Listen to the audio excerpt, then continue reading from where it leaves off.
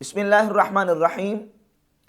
Doctor اشرف آصف جلالی صاحب کے ساتھ تحفظات کا جو سلسلہ تھا اس میں ایک پوائنٹ تھا فکر امام احمد رضا خاں محدث بریلی رحمۃ اللہ تعالیٰ علیہ اور فکر اقبال، کہ ڈاکٹر اشرف آصف جلالی صاحب نے ڈاکٹر اقبال کے حوالے سے مختلف سیمینار اور کانفرنسز کر کے ڈاکٹر اقبال کے افکار و نظریات کو پروموٹ کیا۔ قومی شاعر ڈاکٹر محمد اقبال، ان کو قومی شاعر کے لحاظ سے تو سب ذکر کرتے ہیں، مگر جس قومیت اور جس اسلام کی بات شاعر مشرق نے کی ہے، ان نظریات پر آج بھی قائم ہیں تو ہم قائم ہیں۔ دوسرے بہت سے لوگ ایسے ہیں کہ جو فکر اقبال سے بغاوت کر چکے ہیں۔ نہ صرف کانفرنسز کے ذریعے بلکہ 2016 میں مینار پاکستان لاہور میں کانفرنس منعقد ہوئی، اس میں ڈاکٹر اشرف آصف جلالی صاحب کی طرف سے اعلامیہ جاری کیا گیا اور اس میں لکھا گیا مفکر پاکستان کے نظریات کا خوب تعارف شامل نصاب کیا جائے۔ اور اس کے علاوہ ڈاکٹر اشرف آصف جلالی صاحب نے ڈاکٹر اقبال کو اپنا ہم مسلک بھی ثابت کیا، اس پر ایک باقاعدہ ان کا بیان موجود ہے۔ اب سوال یہ پیدا ہوتا ہے کہ ایک طرف فکر امام احمد رضا خاں محدث بریلی رحمۃ اللہ تعالی علیہ کے حوالے سے آپ کا دعویٰ یہ ہے کہ اس سے اگر میں 1 انچی کا کروڑواں حصہ بھی ہٹا ہوا ہوں تو آپ مجھے پھانسی دے دیں۔ کتاب یہ قرآن میرے ہاتھ کے ہے، کوئی لوگ چھپ چھپ کے وار کرتے ہیں، خدا کی قسم مجھے فکر رضا کی عدالت میں پیش کرو، اگر فکر رضا سے 1 انچ کا کروڑواں حصہ بھی میری کوئی غلطی ہوگی میں پھانسی قبول کروں گا۔ اور دوسری طرف آپ فکر اقبال کو پروموٹ کر رہے ہیں اور فکر اقبال اور اقبال کے افکار و نظریات کا تعارف جو ہے وہ شامل نصاب کرنے کی فرمائش کر رہے ہیں اور جو ہے نا وہ اپیل کر رہے ہیں۔ کیا فکر اقبال اور فکر رضا یہ دونوں آپس میں میل کھاتی ہیں؟ ڈاکٹر اقبال کے افکار و نظریات اور امام احمد رضا خاں محدث بریلی رحمۃ اللہ تعالی علیہ کے افکار و نظریات کیا ایک تھے، دونوں آپس میں میل کھاتے ہیں؟ تو ہرگز نہیں۔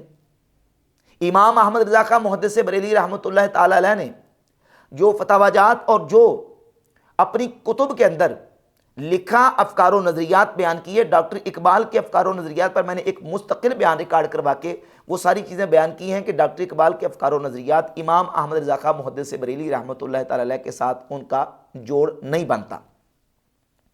اور اس حوالے سے ایک ضروری بات اور ایک سوال میں کرنا چاہوں گا، وہ یہ کہ قاضی القضات فی الہند نبیر اعلیٰ حضرت حضور تاج الشریعہ مفتی اختر رضا خان صاحب علیہ رحمہ، جن کے فتاوی تاج الشریعہ کو ڈاکٹر اشرف آصف جلالی صاحب نے اپنے کئی ایک بیانات میں باقاعدہ لہرا کے دکھایا، حضور تاج الشریعہ علیہ رحمہ کو اعلیٰ حضرت امام اہل سنت رحمۃ اللہ علیہ کا نائب و جانشین بھی قرار دیا، حضور تاج الشریعہ علیہ رحمہ کی تعریفیں بھی کی۔ میں جو مانتے ہیں پہلے ان سے بات کر رہا ہوں، جو جلسوں میں کہتے ہیں کہ میں تو تاج الشریعہ کا خلیفہ ہوں، تو تاج الشریعہ کا فتویٰ بھی تو پڑھو۔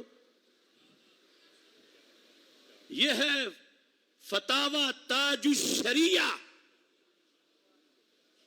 حضور تاج الشریعہ قدس سر العزیز، اور آپ کے غلام جو پوری دنیا میں ہیں، میں ان سے بھی ریکویسٹ کرتا ہوں کہ دھاندلی کو سمجھو اور کھڑے ہو جاؤ اس دھاندلی کے خلاف۔ یہ جو غیر اعلانیہ صلح کلیت آ رہی ہے، اس کا دروازہ بند کرنے کے لیے۔ اور ڈاکٹر اشرف آصف جلالی صاحب حضور تاج الشریعہ علیہ رحمہ سے انہوں نے اجازت و خلافت بھی لی ہوئی ہے۔ تاج الشریعہ علیہ رحمہ ڈاکٹر اشرف آصف جلالی صاحب کے مرشد اجازت بھی ہیں۔ سوال یہ پیدا ہوتا ہے کہ ایک طرف آپ فکر اقبال کی بات کرتے ہیں جبکہ آپ کے مرشد اجازت کے فتاوی تاج الشریعہ کے اندر ڈاکٹر اقبال کی فکر کے حوالے سے فتویٰ موجود ہے۔ دیوبندی بھی اس فتوے کو بیان کر رہے ہیں اور باقاعدہ اسی فتویٰ کو ایک دیوبندی نے پڑھا اور پڑھ کے اس حوالے سے بات کی ہے۔ میں وہ کلپ ساتھ چلا دوں گا تاکہ وہ جو دیوبندی کا پڑھا ہوا ہے وہ سامنے آ جائے اور فتاوا تاج الشریعہ کے اندر جو لکھا ہوا ہے وہ دیوبندی کی زبانی میں آپ کے سامنے رکھ دوں گا۔ یہ فتاوا تاج الشریعہ 10 جلدوں میں چھپی ہے۔ اس کی جلد نمبر 2 ہے، یعنی والیوم نمبر 2، اور پیج نمبر 498، 498 صفحہ نمبر ہے۔ اس پر لکھا ہوا ہے ڈاکٹر اقبال کے چند اشعار کفریہ۔ سوال ہوا کیا فرماتے علماء دین و مفتیان شرع متین مسئلہ ذیل میں کہ کیا ڈاکٹر اقبال شاعر پر کفر کا فتویٰ ہے؟ اگر ہے تو کن اشعار و کلام پر؟ اب جواب دیتے کہ ہاں بلا شبہ اقبال پر اس کے متعدد کفریہ اشعار کی وجہ سے علماء نے کفر کا فتویٰ دیے۔ علماء یہ اپنے علماء کے بارے میں کہ کفر کا فتویٰ دی، اس میں یہ بھی شامل ہے، اور یہ کوئی معمولی آدمی نہیں، یہ بریلی فرقے کے تاج الشریعہ اور افقہ الفقہاء اور شیخ الاسلام والمسلمین اور قاضی القضاء جانے جاتے ہیں۔ اب سوال یہ پیدا ہوتا ہے کہ ایک طرف حضور تاج الشریعہ آپ کے مرشد اجازت کا فتویٰ ہے، اور ایک طرف آپ فکر اقبال سیمینار اور کانفرنسز منعقد کرتے ہیں اور اقبال کو اپنا ہم مسلک ثابت کرتے ہیں۔ سوال یہ ہے کہ ان دونوں چیزوں میں آپس میں مطابقت کیسے بنے گی، آپس میں ان دونوں کا میل کیسے بنے گا؟ ایک طرف آپ کے مرشد اجازت کا فتویٰ اور دوسری طرف آپ کا اقبال کی فکر کو اور اقبال کے نظریات کو شامل نصاب کرنے کا دعویٰ، ان دونوں کی آپس میں مطابقت کیسے بنے گی؟ آپ کے وکیل مطلق نے یہ کہا تھا کہ مفتی راشد کی تلوار سے کون بچے گا، لیکن یہ نہیں دیکھا کہ تلوار مفتی راشد کی نہیں ہے۔ آپ کے ڈاکٹر اشرف آصف جلالی صاحب کے مرشد اجازت حضور تاج الشریعہ نبیرہ اعلیٰ حضرت مفتی اختر رضا خان صاحب علیہ رحمہ کی تلوار ہے، جس فتاوا کو فتاوا تاج الشریعہ کو ڈاکٹر صاحب نے 12 مرتبہ لہرا کر اس کے حوالہ جات دیے ہیں۔ میں جو مانتے ہیں پہلے ان سے بات کر رہا ہوں، جو جلسوں میں کہتے ہیں کہ میں تو تاج الشریعہ کا خلیفہ ہوں، تو تاج الشریعہ کا فتویٰ بھی تو پڑھو۔ یہ ہے فتاوا تاج الشریعہ، حضور تاج الشریعہ قدس سر العزیز، اور آپ کے غلام جو پوری دنیا میں ہیں، میں ان سے بھی ریکویسٹ کرتا ہوں کہ دھاندلی کو سمجھو اور کھڑے ہو جاؤ اس دھاندلی کے خلاف۔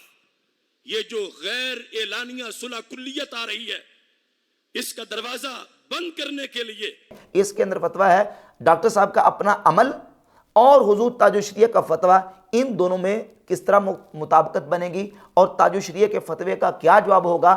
یہ میرا سوال ہے ڈاکٹر اشرف آصف جلالی صاحب سے، اس کا جواب مطلوب ہے۔ امید ہے کہ اس کا دلائل کے ساتھ وہ جواب ضرور ارشاد فرمائیں گے، اور نہ صرف حضور تاج الشریعہ علیہ رحمہ بلکہ مفتی اعظم ہند اعلیٰ حضرت امام اہل سنت رحمۃ اللہ علیہ کے صاحبزادے مفتی مصطفیٰ رضا خان صاحب علیہ رحمہ، ان کا یہ فتاوا مفتی اعظم ہند ہے، اس کے اندر بھی فکر اقبال کے حوالے سے انہوں نے باقاعدہ اس پر کلام کیا اور گفتگو کی اور فتویٰ دیا۔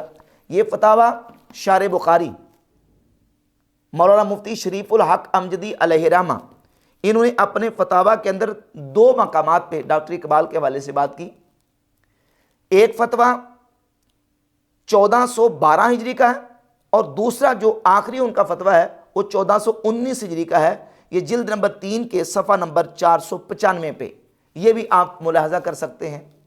حضور مفتی اعظم ہند کا فتویٰ اور شارح بخاری کا فتویٰ، فتاوا تاج الشریعہ کے اندر تاج الشریعہ کا فتویٰ، یہ سارے فتاوا جات ایک طرف، اور ڈاکٹر صاحب کا جو دعویٰ اور ان کا معاملہ ہے وہ ایک طرف۔ اب سوال یہ پیدا ہوتا ہے کہ فکر امام احمد رضا وہ ان فتاوا جات کے اندر ہے یا کہ ڈاکٹر صاحب کے عمل کے اندر ہے؟ ہمیں اس کا جواب مطلوب ہے۔ امید ہے کہ ڈاکٹر صاحب اس کا تسلی بخش جواب ضرور دیں گے۔